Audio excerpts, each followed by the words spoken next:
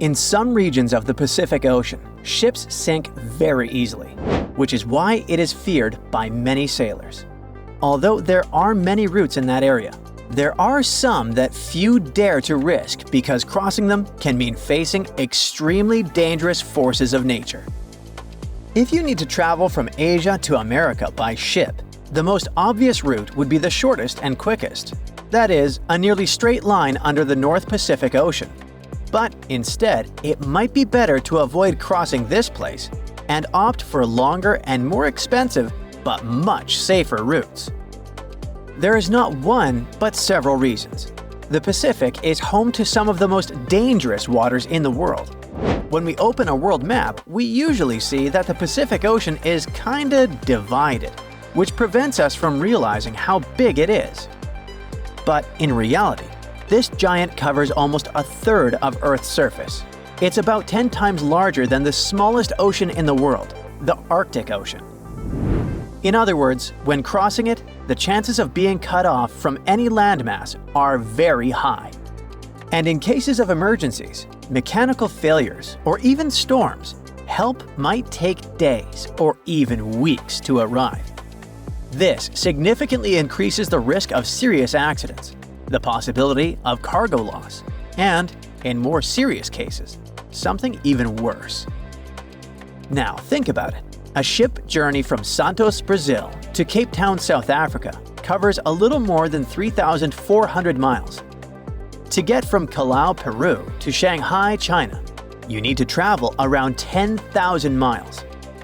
Another major problem that prevents sailors from crossing the Pacific is storm systems, whose name already indicates what they contain: unpredictable and therefore dangerous storms. In addition, near the equator, there is a chain of winds called trade winds that directly influence the climate in the tropical region and occasionally cause rain. Trade winds are strong and constant winds that act like a whirlwind that rotates without stopping. And although they are extremely important for nature, as they spread moisture through forests and even influence the formation of deserts, they pose a problem. Their intensity changes depending on the season. In winter, for example, they can be much stronger. And since these winds are responsible for moving the ocean waters, they also create strong sea currents that could make the journey much more dangerous. In 2015, researchers came across a series of extremely strong winter trade winds that caused a surge of short but intense waves in the Pacific Ocean. They observed that those waves began to hit the ship with constant force, as if they were repeatedly punching it. As a result, the hull structure was completely twisted and deformed. And in the end, they confirmed what they had already known. Those waves, caused by winter trade winds, could be a real threat to vessels. And by the way, do you remember that help in the middle of the Pacific can take a considerable amount of time to arrive? So, now there is much more than one reason behind the hostility of the winds. Such a large ocean doesn't have many geographical barriers, such as mountains or large islands. It means that there are no land structures around it that could hold back or slow down the winds and currents.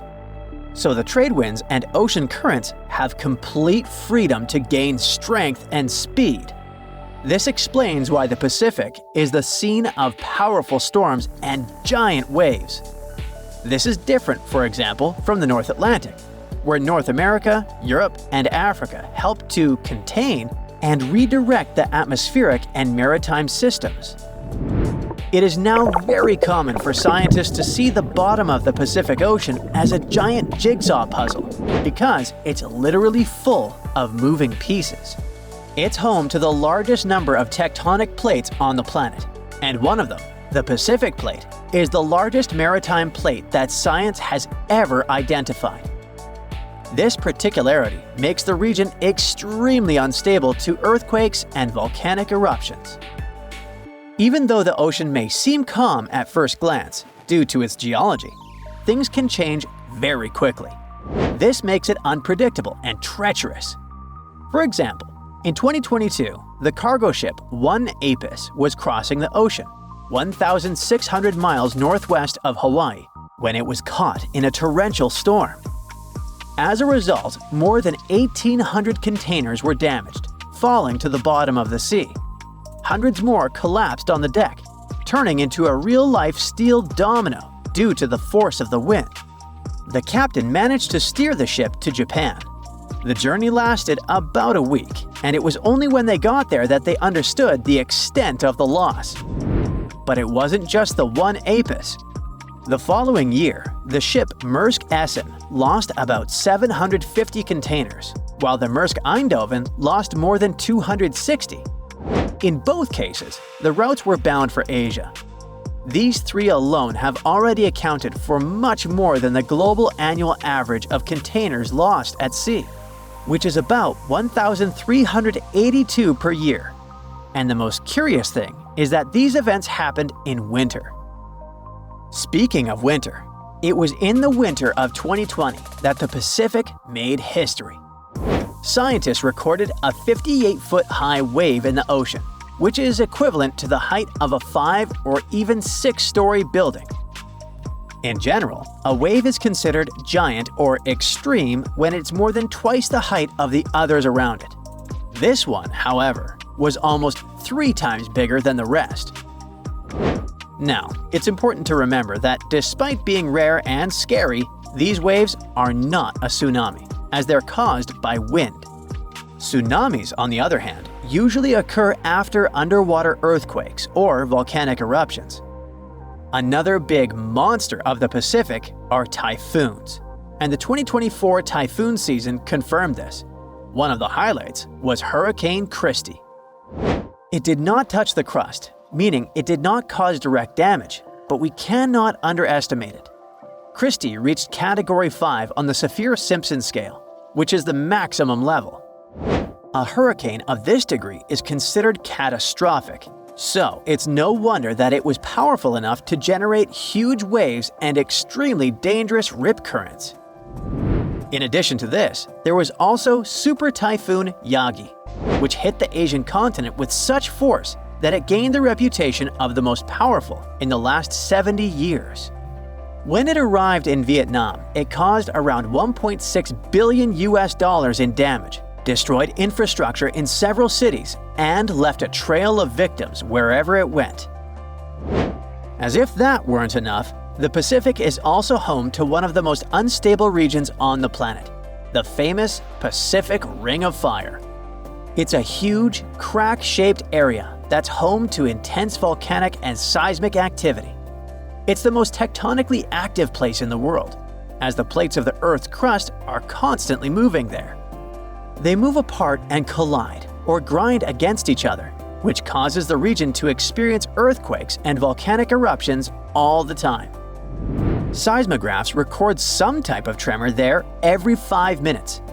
This dangerous region is responsible for about 90% of the planet's earthquakes. So, 9 out of 10 tremors occur within this ring, which stretches across the northern Pacific. And the worst part is that it doesn't just affect North America or Asia. In 2023, tremors linked to the Ring of Fire were felt in several Latin American countries, such as Argentina, Chile, Ecuador, and Peru. There was a trail of destruction, and the lives of around 15 people were lost. There's no shortage of reasons for ships to avoid the shortest route across the Pacific and opt for longer routes. As the popular saying goes, prevention is better than cure. That's it for today. So hey, if you pacified your curiosity, then give the video a like and share it with your friends. Or if you want more, just click on these videos and stay on the bright side.